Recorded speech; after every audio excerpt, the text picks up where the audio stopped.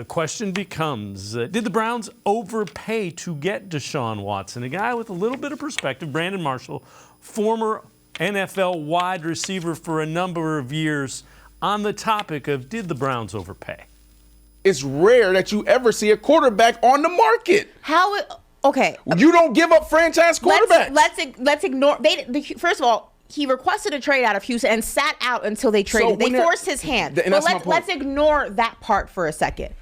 He sat out an entire year, and all you had on his resume to gauge his value on was he doesn't have an MVP. Doesn't matter. He doesn't have a Super Bowl. He lost, I believe, in the conference championship game against the Kansas City Chiefs, if I'm correct. Okay. You're telling me that's a $230 million quarterback just strictly off potential? Yes, he sat out an entire year. Well, it doesn't matter. That's crazy. I'm telling you, as a receiver, the Browns if he were desperate and they overpaid. The Browns were desperate and they overpaid because the Falcons were in the mix. The Saints were in the mix.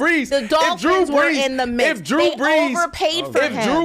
If Drew Brees, right now, if I'm active. And I'm playing for the Jets, right? Back in the day, playing for the Jets.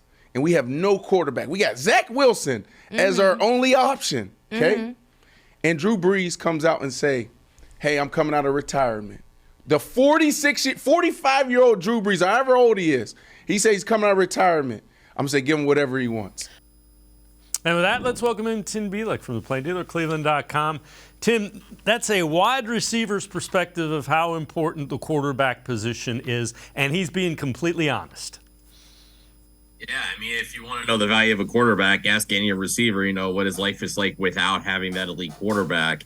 And, I mean, I can understand the argument that maybe the Browns overpaid in the sense they gave a fully guaranteed contract, but the reality is, when you have the ability to get a guy, there's always talk of, do whatever it takes to get it done. Well, Andrew Brady basically did whatever it takes to get the deal done because, as we saw, obviously Deshaun Watson, has that elite talent on his resume. Yeah, he didn't win MVP, but if you look at the Houston team around him, he kept losing quality pieces and still performed well. 2020, I've been saying this before that, with the season Deshaun Watson put up, I mean, Houston won 4 games, but if he's not on that team, maybe they win 1. Maybe we're talking about a 1-15, 2-14, maybe even an 0-16 season in 2020, 17, because I think that was the first of the 17 game seasons, if I'm correct.